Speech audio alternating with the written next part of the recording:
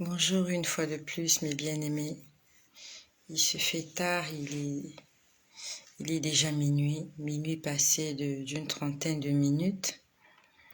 Nous sommes déjà le samedi 15 janvier 2022. Nous sommes déjà le 15. Il se fait tard chez certains, il se fait tôt chez d'autres. Et il est de mon devoir de terminer ce partage parce que j'ai beaucoup de choses à vous dire. Il y a même des partages que je ne vous ai pas faits qui datent de l'année dernière, 2021. Et ma prière est que le Seigneur m'aide à pouvoir vider ma gibecière. Donc, comme c'est mon jour de repos, je vais essayer d'accélérer les choses. Donc tout à l'heure, j'étais en train de vous dire que hier nous étions le 14 janvier. Hier, le Seigneur m'a montré cette salle d'archives où il n'y avait pas les requêtes. Parce qu'une fois, le Seigneur m'a montré une salle d'archives, il y avait des requêtes. Donc les requêtes, c'était des prières. Mais hier, c'était pas des requêtes. Hier, c'était une salle d'archives contenant des actes de condamnation. Donc des papiers qui condamnaient certaines personnes. Et pour ceux qui viennent de se joindre à nous, si vous n'avez pas compris, si vous comprenez pas ce que je dis, je vous exhorte à aller écouter le partage de tout à l'heure. Donc, j'étais toujours là. Et le Seigneur me le montrait en vision. Donc, lorsqu'il m'a montré la salle d'archives avec les boîtes d'archives, et que les deux anges étaient en train de travailler dessus. Il y a un ange qui prenait des papiers, donnait à l'autre ange, et il y a cet autre ange-là qui le mettait dans une espèce de fournaise, on va dire ça comme ça. Ça ressemblait à un four, une fournaise. Je pouvais voir du feu, et le papier était en train de se consumer. Puis après, quand le Seigneur m'a expliqué ce que ça signifiait, quand j'ai entendu audiblement, il n'y a aucune condamnation pour ceux qui sont en Jésus-Christ, à ce moment-là, je vois une autre image. Ça se passe en vision. Je l'ai toujours dit. Ça se passe en vision. Le Seigneur me montre beaucoup de choses. Je vois beaucoup de choses. Vraiment, je vois beaucoup de choses. Il y a des choses même que je n'arrive pas à m'expliquer. Je vois beaucoup de choses. Le Seigneur me montre beaucoup de choses. Je vois une cuvette. Ça ressemblait à une cuisine. C'est bizarre, je vois beaucoup de cuisines. Ça ressemblait à une cuisine, il y avait une cuvette. La cuvette était de couleur claire. À l'intérieur de la cuvette, il y avait de l'eau. Et à l'intérieur de l'eau, il y avait une tasse de couleur blanche. Juste à côté de la tasse, il y avait comme une éponge, comme un frottoir. Donc, en fait, le Seigneur était en train de me montrer que après le processus de destruction des documents qui nous condamnaient. Donc, quand les anges détruisent les actes qui nous condamnent, le Seigneur nous purifie. Le Seigneur nous nettoie. Le Seigneur nous sanctifie. Parce que j'ai vu une tasse de couleur blanche, trempée dans de l'eau. L'eau était un peu savonneuse. Et à l'intérieur de l'eau aussi, dans cette cuvette, il y avait un frottoir ou une éponge. Donc, c'est comme si on avait nettoyé la tasse. Vraiment, c'est comme s'il s'est passé un nettoyage. Et pour mes frères et mes sœurs qui étaient connectés tout à l'heure, nous avons fait une prière de repentance. Il est important de faire la prière de repentance, c'est très important. Et si tu n'as pas participé avec nous à cette prière de repentance, tu peux la faire maintenant. Tu peux la faire maintenant. C'est juste une prière de pardon. Tu demandes pardon à Dieu pour tes péchés. Tu lui demandes de t'aider à obéir et tu lui demandes de te donner la force et la sagesse de ne plus retomber dans les mêmes erreurs. C'est une prière que nous avons faite tout à l'heure et je bénis l'Éternel pour toutes les personnes qui ont participé à cette prière et mieux encore, je vous ai vu, vous avez partagé cette vidéo. Je vous remercie pour tout le travail que vous faites pour l'avancement de l'œuvre du Seigneur. Le Seigneur vous l'imputera à justice. Donc après que le Seigneur me montrait cette tasse qui est en train d'être nettoyée, je vois une scène. Ça se passait dans la rue. sais pas exactement où ça se passait, mais moi je le voyais en vision. Je vois une scène, ça se passe dans la rue.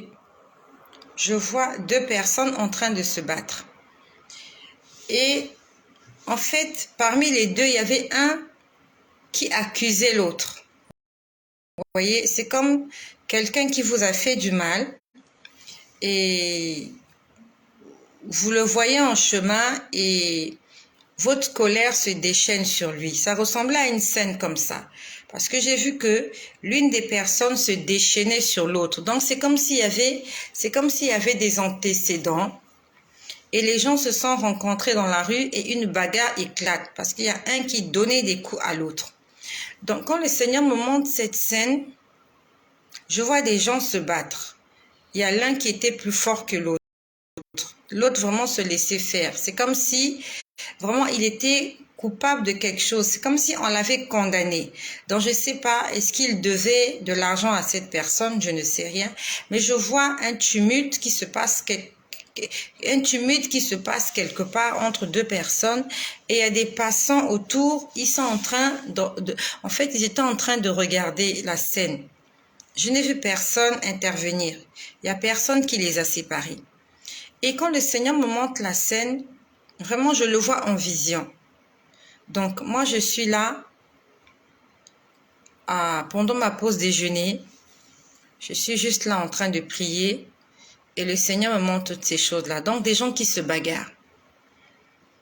Quand on dit bagarre, on dit aussi des gens qui peuvent se chamailler. Ça peut se passer entre deux amis, entre deux ennemis. Ça peut se passer aussi dans un couple. Il y a des couples comme ça où les gens se battent. Pour une raison ou pour une autre, les gens se battent. Peut-être qu'il s'agit de toi.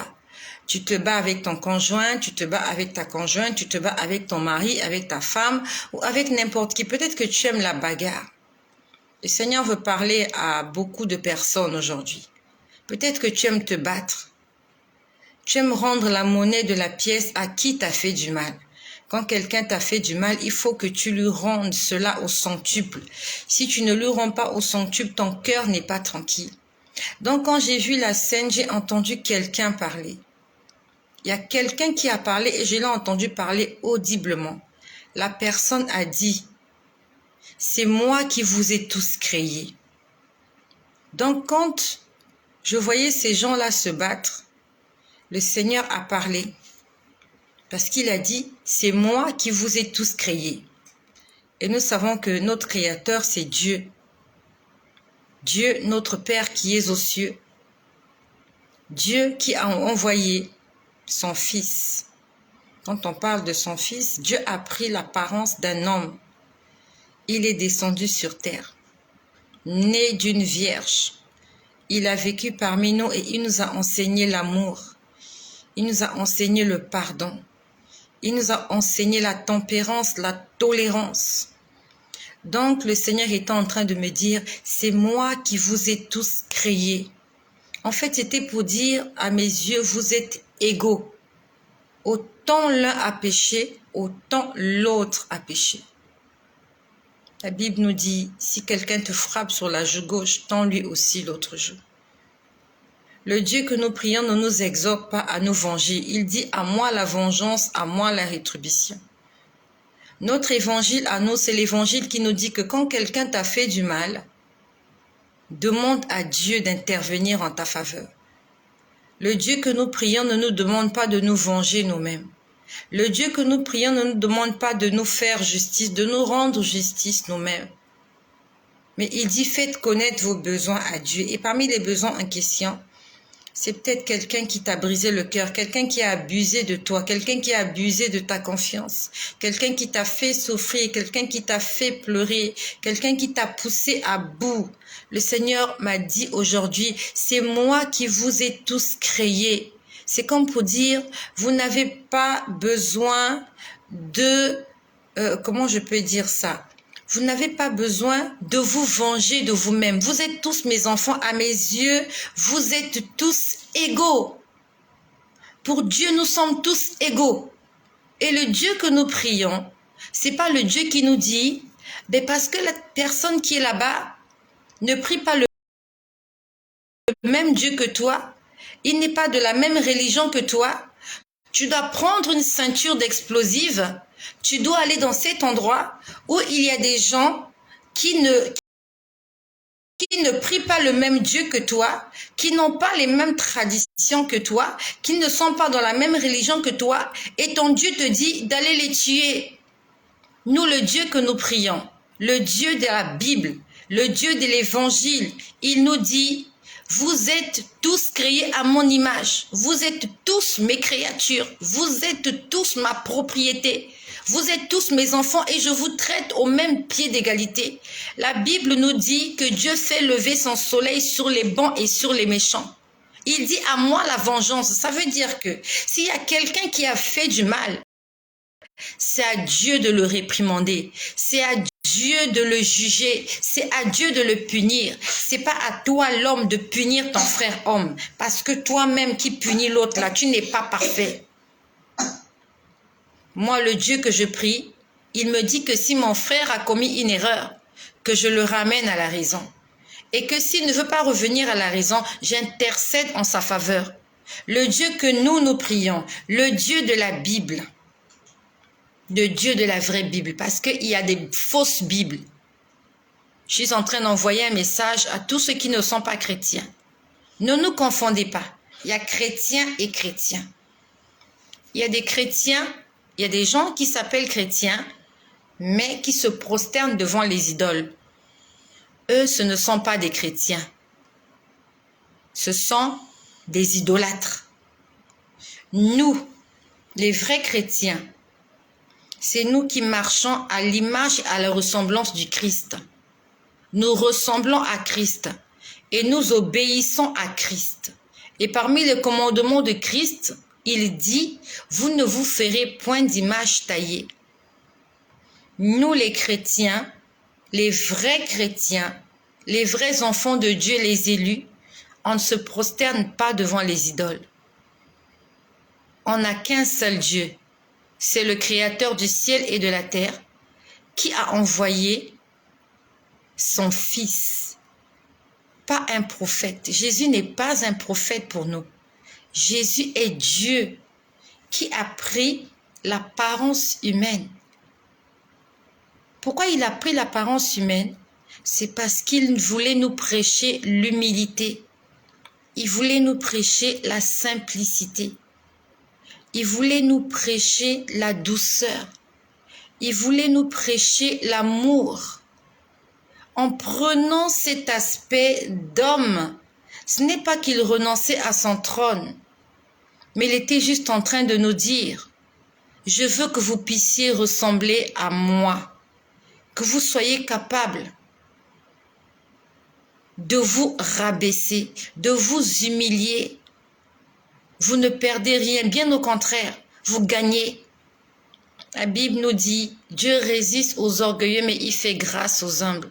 La Bible nous dit, l'humilité précède la gloire. Ça veut dire que quand tu te fais tout petit, Dieu va t'élever.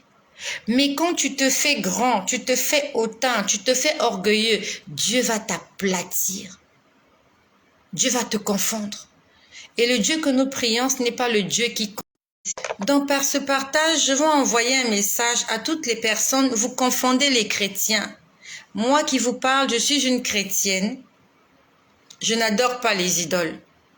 Je ne me prosterne pas devant des images. Dans ma maison, les photos qui sont là, ce sont les photos des membres de ma famille.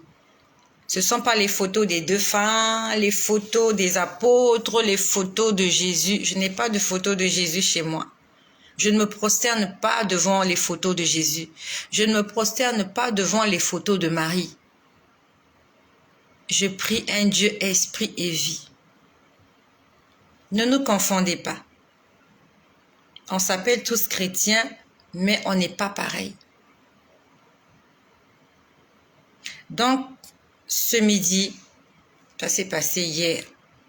Quand j'ai vu ces gens-là se battre, j'ai entendu la voix me dire, c'est moi qui vous ai tous créés. En fait, Dieu voulait dire, vous n'avez pas le droit de vous faire justice. Vous n'avez pas le droit de juger. Vous n'avez pas le droit de condamner. Dieu est notre Père et je sais que nous sommes nombreux, nous sommes des parents et nous avons des enfants. Et même si tu n'as pas d'enfants, je crois que tu as vécu dans une maison avec un père et une mère. Et même si tu n'as pas eu tu n'as pas eu un père et une mère, tu as vécu dans une maison avec un tuteur. Et même si tu n'as jamais vécu dans une maison avec un tuteur, tu as vu ça à la télé dans un film. Je vous laisse imaginer un père qui est à table avec ses enfants. Et voilà, pendant qu'ils sont en train de déjeuner, de dîner ou de souper, il s'éclate une bagarre à table. Parce qu'il y a tel enfant qui ne s'entend pas avec un tel, et voilà comment ils se mettent à se battre devant le père. Quelle sera la réaction du père? Je vois que vous êtes nombreux à la connecter. Si pendant un déjeuner ou un dîner, à table, en famille, il y a papa qui est là avec ses enfants, alors s'éclate une bagarre. Parce qu'il y a deux enfants qui ne s'entendent pas. Et voilà comment ils se mettent à se battre devant le père pour une raison ou pour une autre. Quelle sera la réaction de ce père? Est-ce qu'il va rester là à applaudir pour dire oui, battez-vous, allez, battez-vous? Ou bien il va essayer de calmer la situation? Et le père dont il s'agit, c'est notre Créateur, c'est Dieu. Et quand il y a deux de ses enfants qui se battent, le rôle d'un père, c'est de mettre fin à ce conflit. C'est de dire à la maison ici, c'est moi qui commande. Et c'est vous qui vous soumettez à mes instructions et à mes ordres dans cette maison. Il n'y a personne d'autre que moi qui donne des ordres dans cette maison. Et quand parmi les enfants, il y a un qui s'est mal comporté, le père n'a pas le droit de demander à un enfant de réprimander ou de punir l'autre. Parce que les enfants sont tous traités au même pied d'égalité. Et ça se passe comme ça avec Dieu. Dieu ne peut pas demander à quelqu'un d'aller tuer un autre être humain fait à son image et à sa ressemblance parce que cet être humain est en train de s'égarer des voies de Dieu. Le Dieu que nous prions, c'est le Dieu de paix. Il met la paix entre nous. Il nous dit, vous êtes des frères. Vous êtes frères et sœurs et vous n'avez pas le droit de vous entretuer.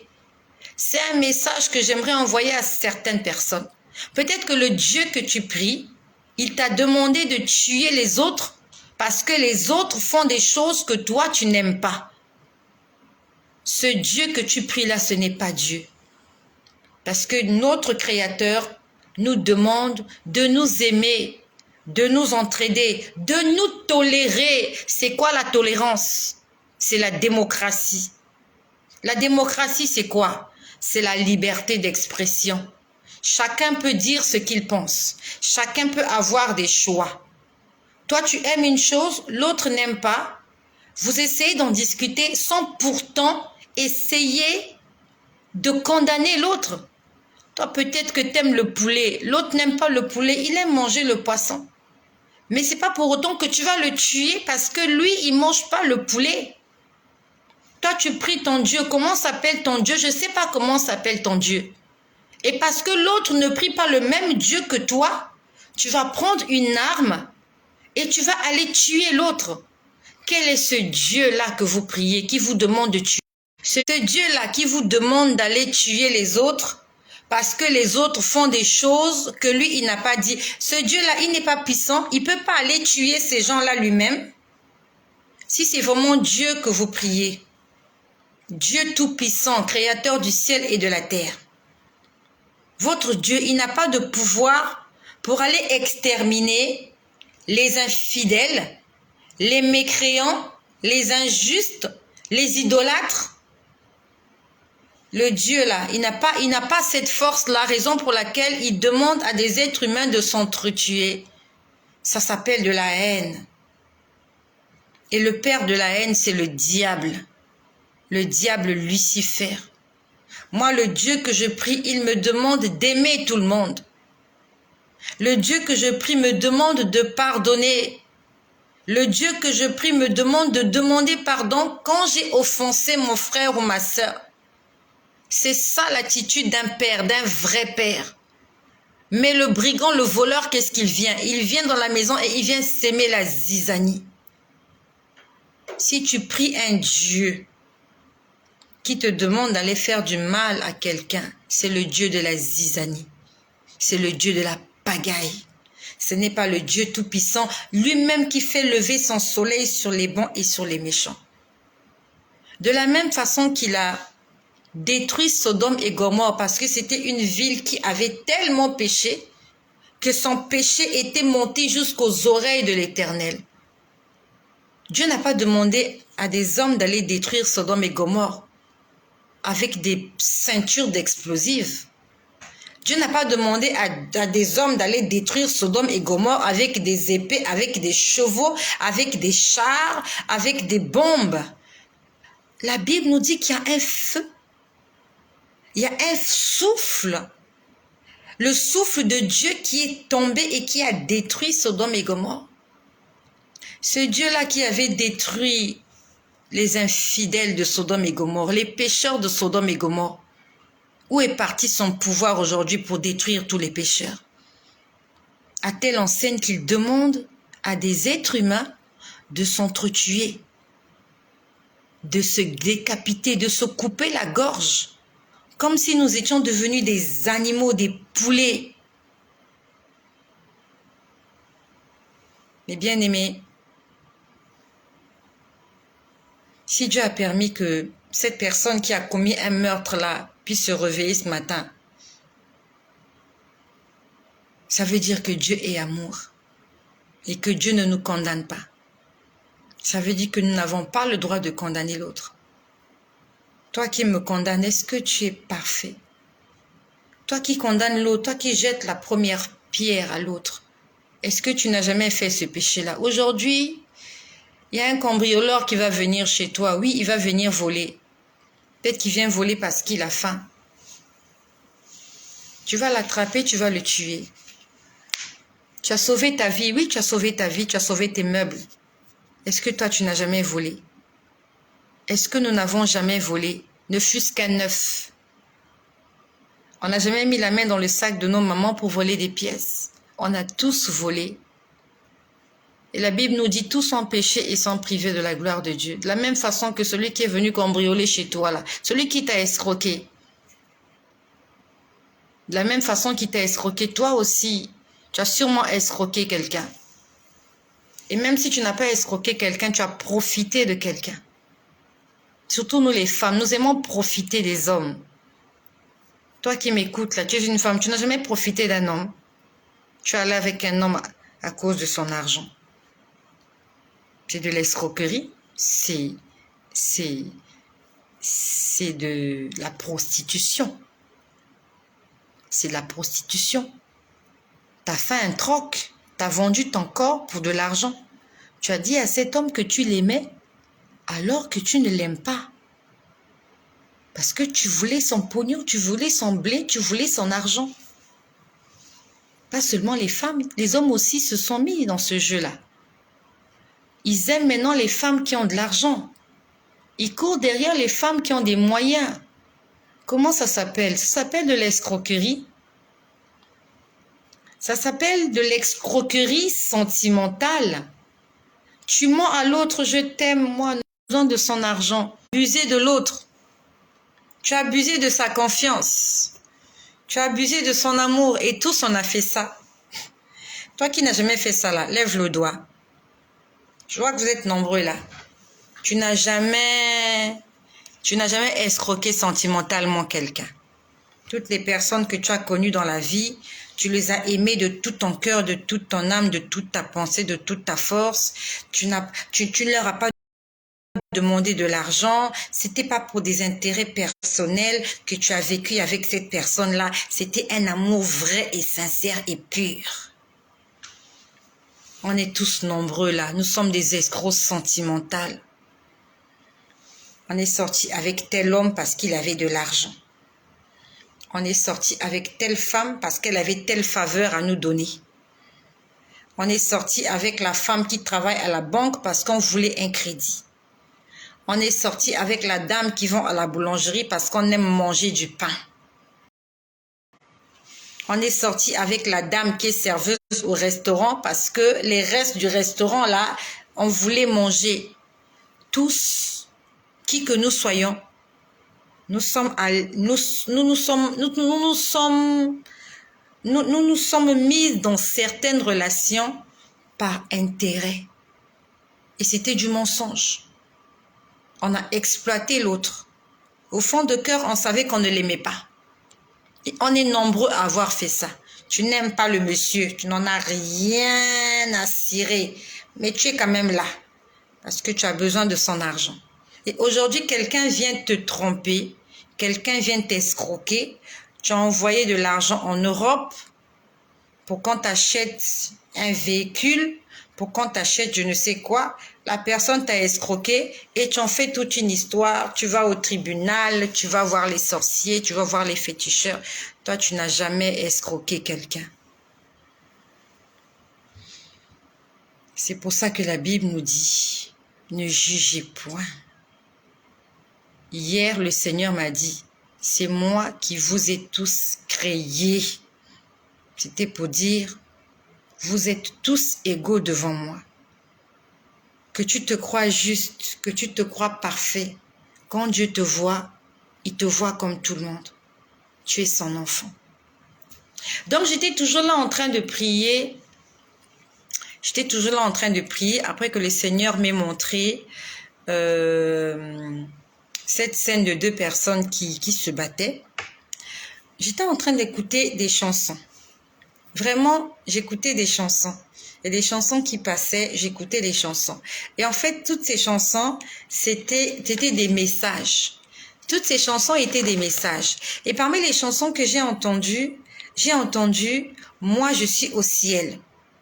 Il y a une chanson qui disait « Moi, je suis au ciel ». En fait, c'est pour dire « Je vois tout ce qui se passe ». Il y a un passage comme ça dans la Bible que j'ai lu, c'est dans l'Ancien Testament, je ne me rappelle plus exactement dans quel passage, je crois que c'était les psaumes où on dit « L'Éternel, les yeux de l'Éternel sont sur la terre ». J'ai lu un passage comme ça, je crois que c'est dans les psaumes, que les yeux de l'Éternel patrouillent la terre pour voir les œuvres des hommes. Donc, Dieu voit ce qui se passe. Et quand je parle de ces choses, ça me rappelle quelque chose que j'ai vu dans la nuit du 14 au 15 ou du 15 au 16 août. Non, du 14 au 15 août. C'était du 14 au 15 août 2018, si je ne me trompe pas. 2018. Ce soir-là, je m'en rappelle comme si c'était hier. Le Seigneur était très en colère. Je pouvais sentir la colère. C'est quelque chose qui est difficile à expliquer. Je pouvais sentir autour de moi une atmosphère de colère. Et quand j'ai senti cette colère, c'était dans la nuit. Et cette colère m'a réveillée. C'est vraiment quelque chose de difficile à expliquer pour dire, mais comment il fait pour sentir la colère de quelqu'un? Je ne sais pas comment je peux vous expliquer ça, mais je sais juste que je sentais qu'il y avait de la colère autour de moi. Il y avait quelqu'un qui était en colère. Et quand j'ai senti ça, ça m'a réveillée. Je me suis mise à prier. J'étais à genoux et j'ai commencé à voir des choses. J'ai commencé à vivre des choses ce soir-là. C'était dans la nuit du 14 au 15 août. Je me rappelle très bien. Et je vais vous épargner certains détails. Je vais juste prendre le passage qui m'intéresse. Ce soir-là, Dieu était en train de se promener sur la terre. Et quand je dis se promener, il plane. Et quand il planait, il était tiré par des chevaux. J'ai vu des milliers de chevaux. Des chevaux blancs. Des chevaux blancs. Et pendant que je parle des chevaux blancs, je crois que j'ai vu des chevaux ce midi. J'ai vu un cheval ce midi. Un cheval blanc. Il y avait quelqu'un qui était monté sur ce cheval. Le Seigneur va me le rappeler. Je crois qu'il va me le rappeler. Pendant que je parle des chevaux, ça me revient. J'ai vu un cheval. Je l'ai vu par derrière. Il y a quelqu'un qui était dessus et qui allait quelque part. Le Seigneur va me rappeler ça sûrement tout à l'heure. Donc ce soir-là, dans la nuit du 14 au 15 août, je voyais Dieu planer, il circulait sur la terre. Il était tiré par des chevaux. C'est comme s'il était sur un char. Beaucoup de gens me posaient la question, oui, mais comment Dieu, il se promène sur un char? Moi, je dis ce que j'ai vu. Je n'ai pas d'explication à toute chose. Je ne suis pas le Saint-Esprit. Quand le Saint-Esprit m'explique, je viens le dire. Quand il ne me l'explique pas, je n'ai rien à dire. Dieu était tiré par un char tiré par des milliers de chevaux. Il y en avait beaucoup. Je ne pouvais pas les compter. Il y en avait beaucoup. Et quand il galopait dans les airs. Et quand il galopait, il n'y avait pas la poussière. Mais quand il galope, au lieu qu'il y ait la poussière, le fait qu'il galope, ça produit des nuages. Voilà. On va dire que la poussière des pieds de ces chevaux-là, non, des pattes, les chevaux ont des pattes. La poussière de leurs pattes produit des nuages. C'est ce que j'ai pu comprendre. Et je voyais Dieu se promener comme ça sur la terre et il est arrivé quelque part sur une grande avenue où il se passait tellement de choses et il est resté là un moment, il regardait ce qui se passait sur cette avenue et il était juste en colère. Il était juste en colère. C'est juste pour dire que ce Dieu-là qui regarde, qui voit tout ce qui se passe, qui jette ses regards sur la terre, n'est-il pas aussi puissant que ça au point d'anéantir tous les infidèles, au point d'anéantir tous les injustes, tous les pécheurs au jugement dernier? Est-ce que ce sont les hommes qui vont s'entretuer? Non, c'est Dieu qui rendra à chacun selon ses œuvres. Parce que c'est lui qui est le juste juge. Nous devons demander au Seigneur de nous apprendre à ne plus juger, à ne plus condamner. C'est quelque chose qui est difficile à faire. Quand on va sur les réseaux sociaux, on voit des gens qui ont commis des meurtres. Tout le monde jette la pierre, tout le monde condamne, tout le monde fait des commentaires. Est-ce que tu es mieux que cette personne? On voit des mamans qui ont jeté des enfants, on les insulte, sorcières, meurtrières. Est-ce que toi et moi, nous n'avons pas jeté des enfants à la poubelle? Et même si tu n'as pas jeté un enfant à la poubelle, est-ce que tu n'as pas été complice d'un geste pareil? Est-ce que tu n'as pas financé une IVG? Est-ce que tu n'as pas financé un avortement? Est-ce que tu n'as pas donné de l'argent à quelqu'un pour aller faire un curettage? Est-ce que tu n'as pas accompagné quelqu'un pour le faire? Est-ce que tu n'étais pas au courant que la personne voulait le faire, mais tu ne l'as pas dissuadé? Nous sommes tous complices. Moi, j'ai fait ces choses. Et j'ai aussi accompagné des copines le faire. J'ai accompagné une fois une copine. Elle allait enlever sa grossesse. Je savais que c'était pas bien. Mais je l'avais accompagnée. C'était une grossesse, on va appeler ça indésirée, mais c'était désiré parce que quand tu couches avec un homme, tu sais que la finalité, soit tu tombes malade ou tu tombes enceinte. J'ai déjà accompagné une copine à l'hôpital pour le faire. Même moi-même, je l'ai déjà fait. Donc aujourd'hui, je n'ai pas le droit d'appeler quelqu'un meurtrier. Parce que moi-même, j'ai été meurtrière. Mais c'est par la grâce de Dieu qu'aujourd'hui, il m'a pardonné. Beaucoup de gens ne viendront pas parler de ce genre de choses. Beaucoup de gens ne viendront pas publiquement dire ce genre de choses que voilà, j'ai commis, j'ai fait, je reconnais, mea culpa, mais Jésus-Christ m'a pardonné. Beaucoup de gens ne viendront pas vous dire ça. Ils viendront dire, ne péchez plus, ne volez plus, ne faites plus ça. Mais ils ne parlent pas d'eux-mêmes. Moi, je parle de mon témoignage. Le Seigneur m'a dit, tu vas le leur dire. Et ce que j'ai fait, et ce que j'ai dit, et ce que je vis, et ce que j'entends, et ce que je vois, il m'a dit, tu vas le leur dire. Donc, il est de mon intérêt de ne rien cacher.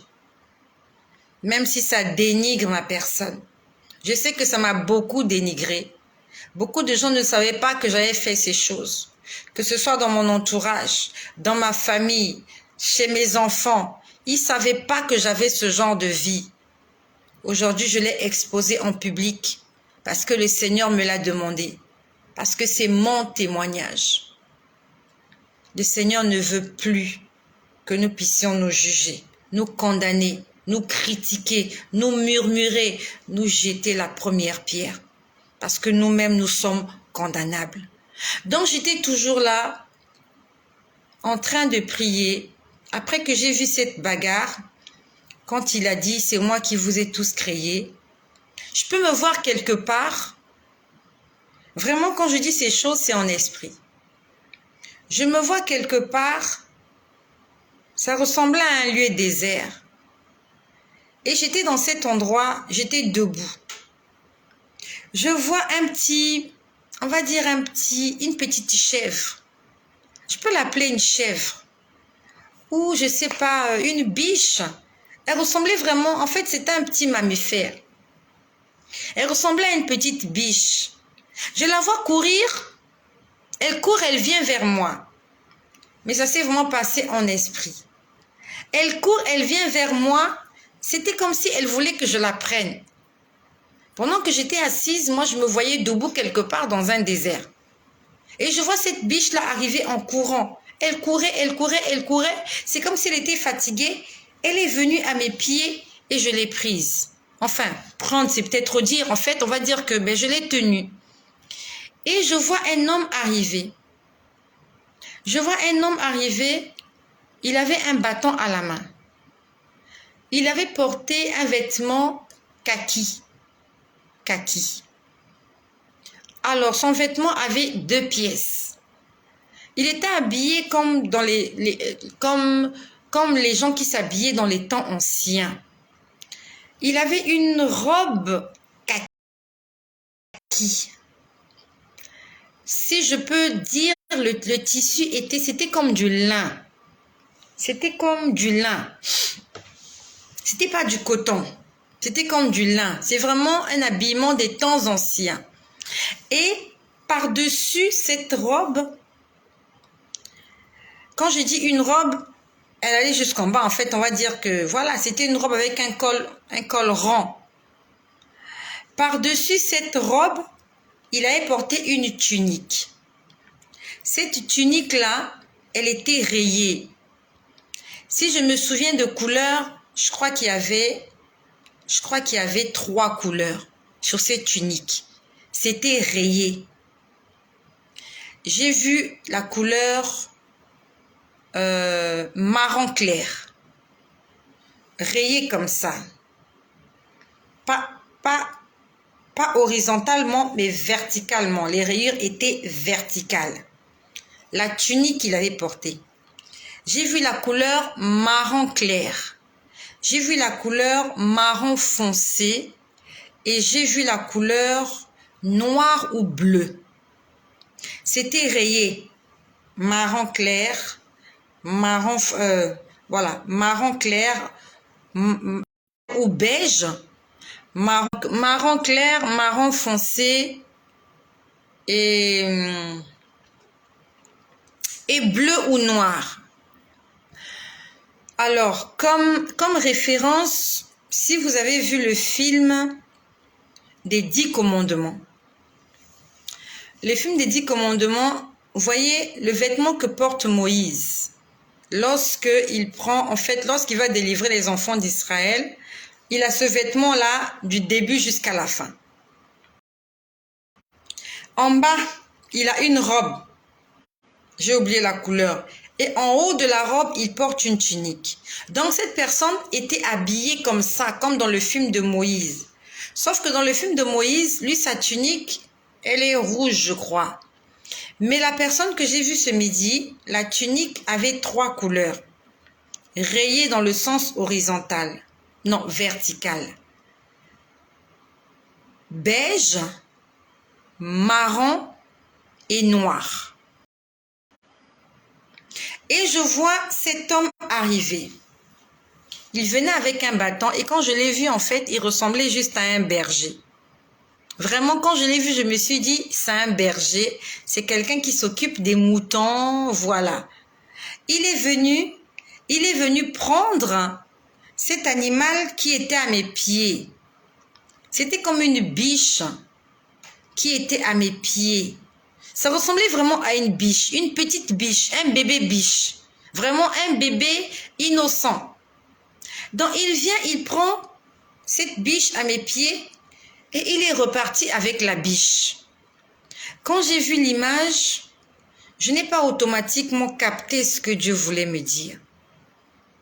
Et quand je me posais la question de savoir, Seigneur, qu'est-ce que tu veux me dire par cette image? J'entends une parole qui dit, il laisse le troupeau pour aller chercher la brebis égarée. On l'a répété je ne sais pas combien de fois. Il laisse le troupeau pour aller chercher la brebis égarée. En fait, il y a un passage comme ça dans la Bible qui dit, pour une brebis égarée, Dieu abandonne les 99 pour aller chercher celle qui est égarée.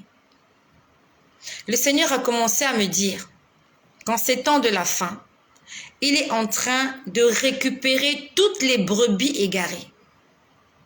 Il y en a déjà celles qui sont dans l'enclos. Elles sont déjà en sécurité.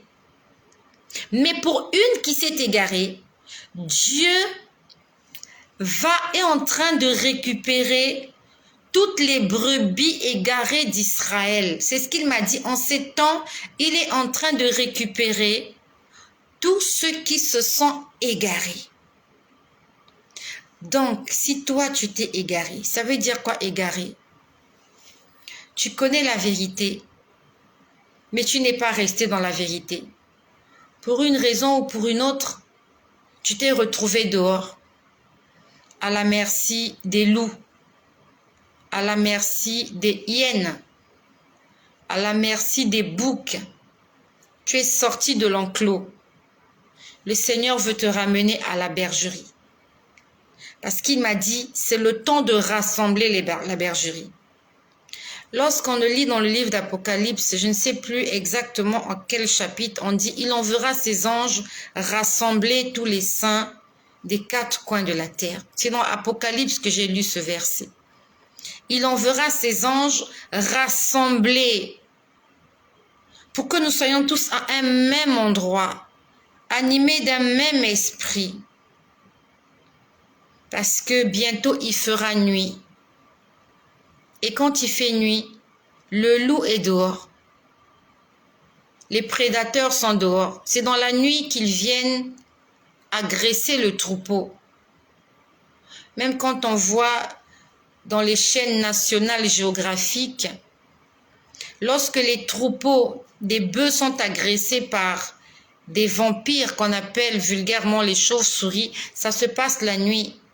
C'est la nuit que les chauves-souris sortent et ils vont dans les bergeries, ils vont piquer les brebis, ils vont piquer des bœufs pour sucer leur sang et ils leur transmettent la peste, ils leur transmettent la maladie. Ça se passe la nuit, ça ne se passe pas la journée.